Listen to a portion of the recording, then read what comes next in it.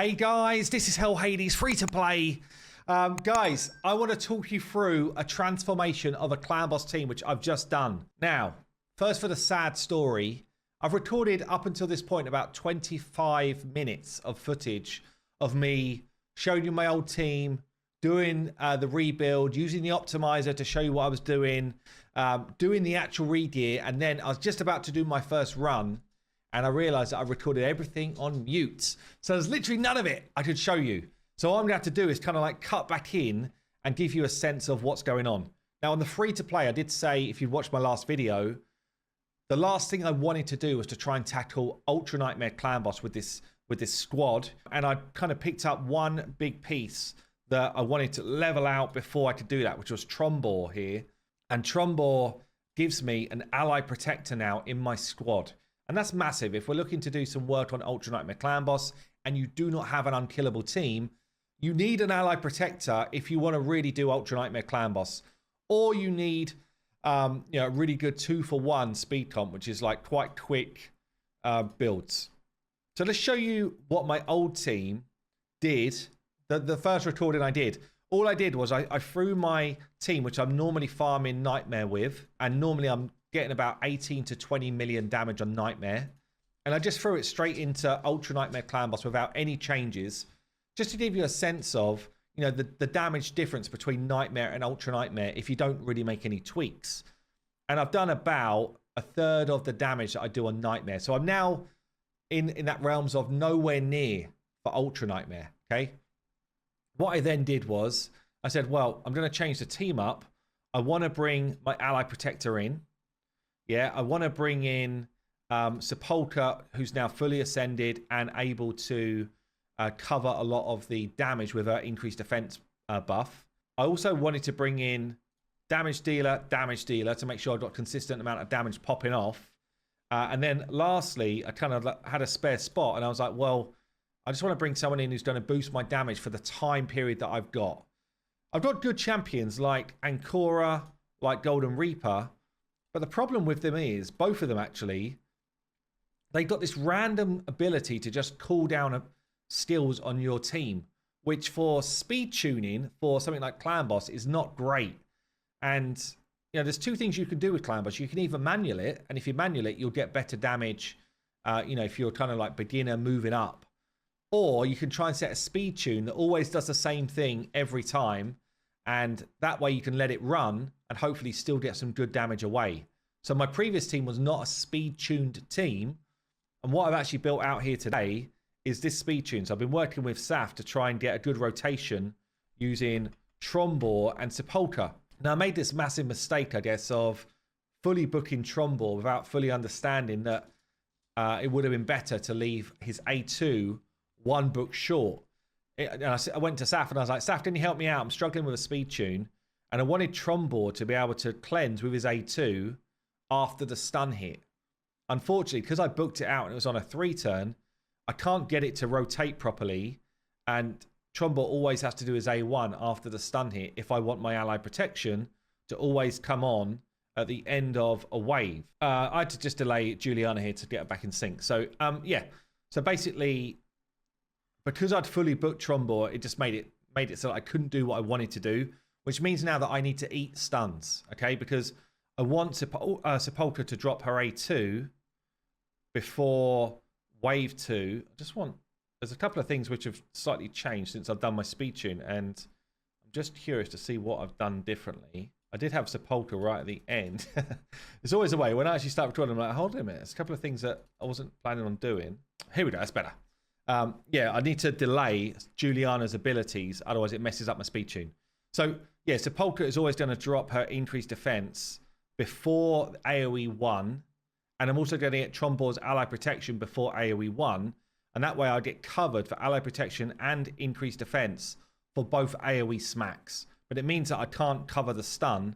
Trombor was going to be my answer to covering the stun as well, but because he's fully booked, I'm not able to do it, which means I need to just have someone get stunned. It's not ideal. Anyway, we've got a speed tune here, which is quite slow, I would say, for an Ultra Nightmare. 184 speed Mordecai, not using his A2. I'm going to turn that off. 249 Sepulchre. She's running on a 4 for 3. So we've always got that increased defense and block debuffs around. Trombor's running on a 4 for 3 as well at 248 speed. Juliana is a little bit of a anomaly because she gets a bit of turn meter boost on her A1. So we've had to make sure that she works out. She's at 211 speed. And then Rathalos is in there at 181 for just big hits. Yeah, so I've done the rebuild already. It's literally spent all of my silver to do it and move gear around and stuff. But this is where we ended up. So I got a little bit of boost on my areas from Live Arena. But you can see here, I'm just short on crit cap on Rathalos with a decent amount of crit damage. My Mordecai, I've got in Guardian gear to give a little bit more ally protection to my team. And then I've got him a decent amount of defense and some HP. We've got Juliana just in kind of like the right stats gear, giving me so it's 211 speed. You'll notice my accuracy on everyone's a bit low. That's because I'm using Mordecai's accuracy aura to just give me that extra 40 accuracy boost. We have got a Trombor here in lifesteal gear. So I quite often like my ally protectors to be in lifesteal. Just gives me a double chance of getting healing. So lifesteal's going to give me healing, and leech that he puts out on his A1's going to give me healing. And if you've got full masteries on your champs, that healing can be quite a decent amount. So we've gone full masteries here. Everyone's got masteries to some extent. It's really important on your decreased attack champion. Is one of the most important roles of the team, if you're not doing unkillable, to have the ability to land that decreased attack as often as possible. So sniper plus Master Hex is really important. And then I've actually managed to get her in some retaliation pieces as well, so that I've got an extra chance to land that A1 now and then. So it's just a really important role. So I guess what we'll do is we'll let this fly. Okay, then let's just run through the setup. Mordecai, open with the A3 and just use it when you can. Juliana, A3 into A2. I do need to manual 2 A1s with Juliana because she's got a funky A1 that gives her turn meter. So she's a bit of an anomaly in these type of fights. You need to make sure that she is crit capped because you want to make sure she's doing these crits and guarantee the extra turn meter. We've got Sepulchre, just use your A2 when you can. Blade Master, I'm using his A1 as an opener just so I get the A2 with the 5th hit, or should get the A2 with the 5th hit. And then Trombor, I've turned off his A2 because I'd booked it out and it's no longer useful to me. But if you could make this 4-turn, then he could also be your stun remover, which would be awesome. But I can't do that, so I've turned it off. I'd rather get more chances to land this A1 ability, which is the leech. So I guess the important stuff to call out are the debuffs I need to have on. And these are like a little bit random for this style of team. So just an A1 here. I need my... let's just get my burn on. So I just need to concentrate for a second. Make sure I get the right stuff on. Okay, double A1. Now we can go auto. So yeah, so I need Sepulchre to land decreased attack a good amount of the time. Yeah, if decreased attack drops off, that's a point where I can just straight die. I need my Trombor to land his leech a good amount of the time as well. If he doesn't do that, then we can't heal back to full and we're in trouble. Other than that, I just can't afford for the stun to land on Trombor. It's probably it, really. Also Sepulchre, I guess, but Trombor's the one where I really don't want it to go out of sync because it'll mess up where my ally protection is. So you see that hit there? I had my defense up. I had my ally protect in play, and I had decreased attack on the boss.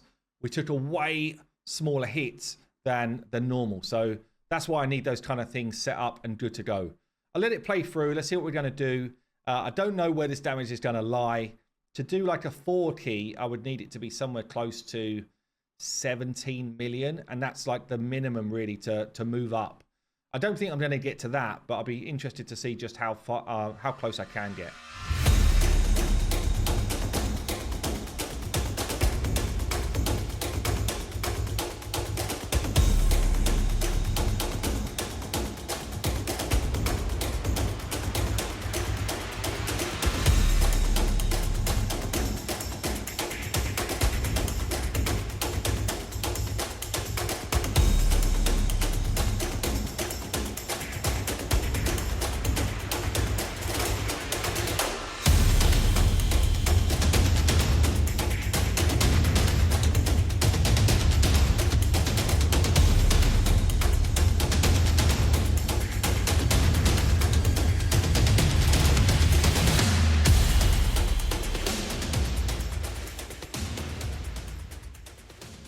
Well, there you go. 14.74 mil. So I over doubled my damage. And the reason I died is actually just because Leech dropped off.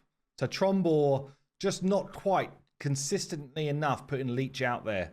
But 6 mil from Blademaster, 4.5 from Juliana. The team is in the right direction. Yeah, it's in the right direction. I think I went a bit out of sync as well because I'm not controlling that stun well enough. But yeah, there you go. 14.5, well, near enough 15 million. That would end up being what? A 5 key to do Ultra Nightmare Clan Boss.